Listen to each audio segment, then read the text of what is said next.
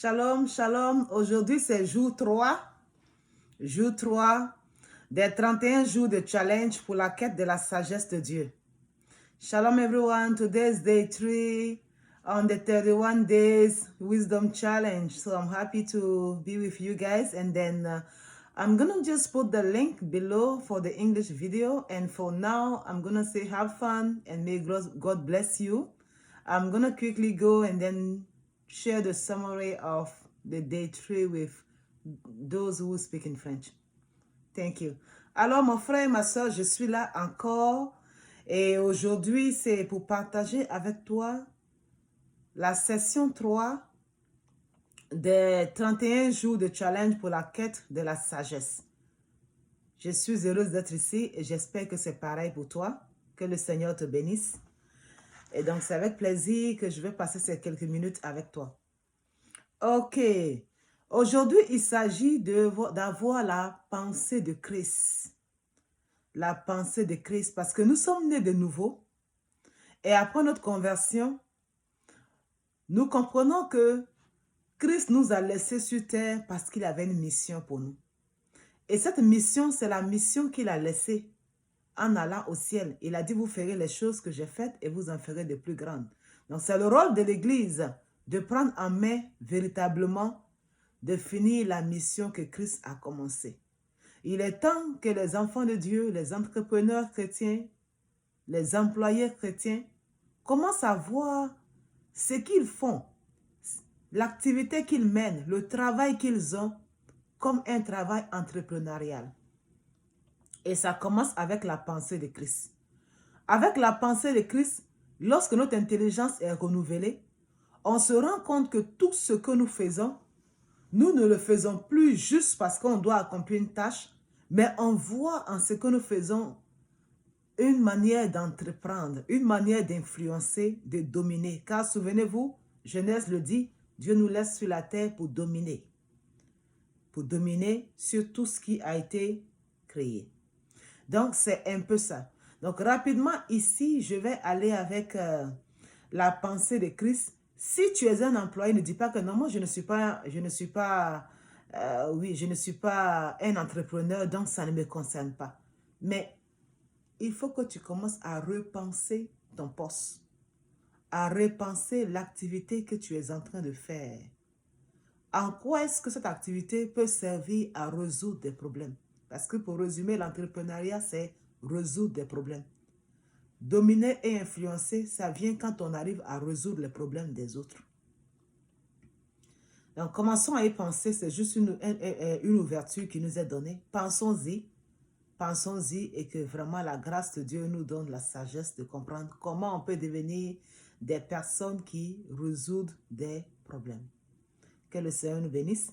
Et on va continuer rapidement avec le second point ici qui est que recherchons la vérité de Christ. Pourquoi dois-je rechercher la vérité de Christ? Sans plus tarder, je vais lire ce verset. Nous sommes aujourd'hui au chapitre 3 du livre de Proverbes et je vais lire le verset 5. Le verset 5 nous dit « Confie-toi en l'Éternel de tout ton cœur et ne t'appuie pas sur ta propre sagesse. » Nous sommes dans un monde aujourd'hui où tout le monde pense avoir raison. Tout le monde pense avoir son opinion.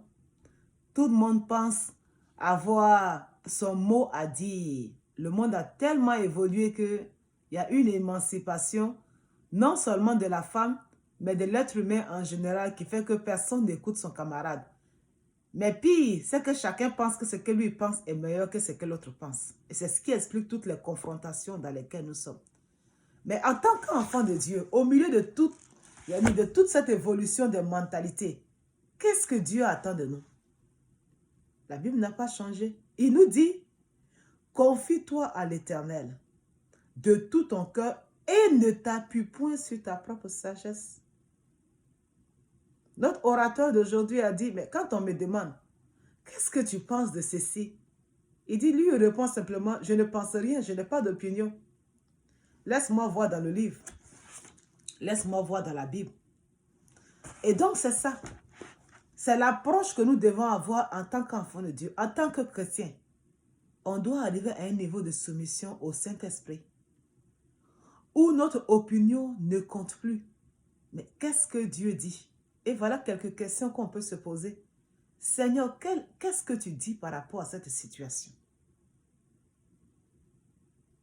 Seigneur, qu'est-ce que tu veux que je retienne de cette situation? Qu'est-ce que tu veux que j'apprenne dans cette situation? Où est-ce que tu m'emmènes dans cette situation? Pourquoi elle arrive dans ma vie? Et en réfléchissant comme ça, ce sont des questions qui vont te pousser à la quête de la sagesse. Parce que tu vas du coup aller prendre la Bible et commencer à lire pour dire, mais qu'est-ce que Dieu dit par rapport à ça? Et je vous le promets, le Saint-Esprit est fidèle. C'est un bon enseignant pour nous. Si Dieu voit que tu désires ardemment, je dis ardemment savoir qu'est-ce qu'il pense d'une certaine situation, il va t'ouvrir les yeux, il va te conduire. Et tu vas trouver un verset dans la Bible.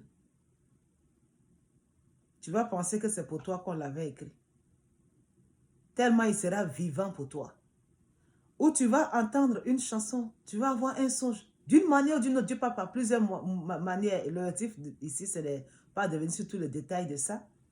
Mais Dieu va te montrer clairement ce qu'il pense si tu désires vraiment connaître sa volonté. Si tu cherches la vérité de Christ et non la tienne. Et cela s'étend. Si tu cherches la raison de Christ et non ta raison.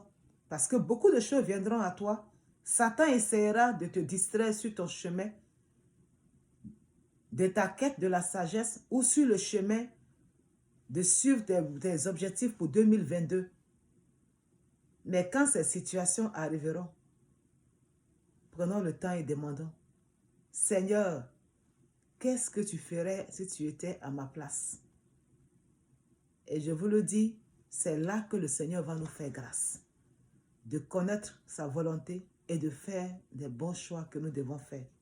Parce qu'en réalité, la prospérité selon Dieu, ça ne sera pas tes efforts, mais une série de bons choix que le Seigneur te permet de prendre vont t'amener là où tu n'imaginais pas être. De la même manière qu'une série de mauvais choix dans le passé ou même dans ton présent t'ont amené là où tu es et que tu n'aimes pas, de la même manière, une série de bons choix inspirés par le Saint-Esprit vont t'amener là où tu aspires à être.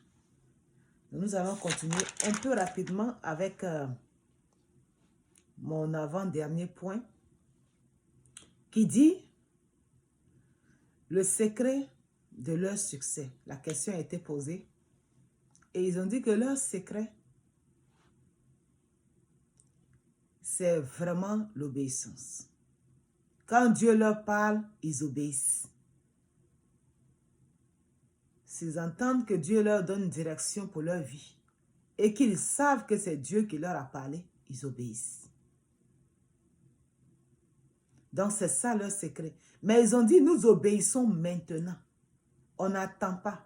Parce qu'il y a deux choses. On peut obéir plus tard ou on peut obéir maintenant et voir la main de Dieu. Un homme de Dieu disait, aussi longtemps que tu mettras le temps qu'il faut pour discerner et obéir à la direction de Dieu pour ta vie, c'est comme ça que durera la situation dans laquelle tu vis et c'est comme ça que tardera la réponse de Dieu pour toi.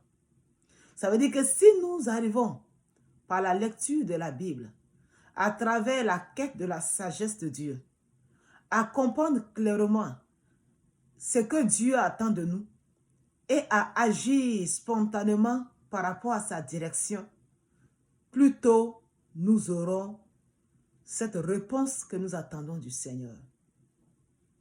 Donc c'est un peu ça. Et comment nous allons faire en 2022? En 2022, il va falloir avoir une nouvelle approche des choses. Les choses que tu voyais, il va falloir que tu apprennes à les revoir différemment. Mais non seulement à les voir différemment, mais à avoir une nouvelle approche de la manière dont tu valorisais ces choses. C'est-à-dire que certaines relations dans ta vie, peut-être que tu as sous-estimé, tu n'as pas discerné que cette personne était pour toi un bienfaiteur de ta vie. Et tu as négligé la relation. Il est temps de retourner en arrière et commencer à valoriser ces relations. Commencer à investir dans ces relations.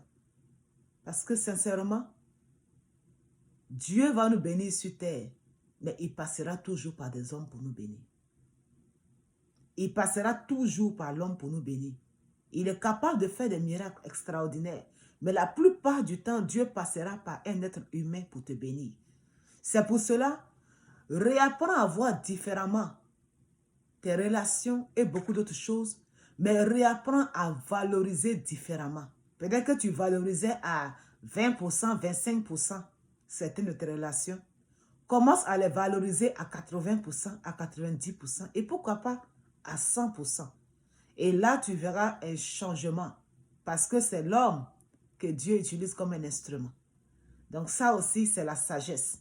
La sagesse, comme on l'a dit dans la vidéo précédente, qui nous amène à choisir les bonnes amitiés, à savoir qui fait rentrer dans nos vies et qui ne pas faire rentrer.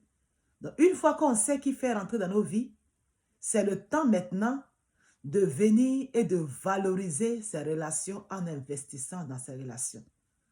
Et je vous le dis, c'est comme ça que Dieu va nous connecter à la bonne personne, puis à la bonne personne, puis à la bonne personne. Que le Seigneur nous bénisse. Shalom. Je souhaite une belle journée à toi et je prie que 2022 soit pour nous l'année où Dieu va encore nous bénir davantage. Que le Seigneur te bénisse.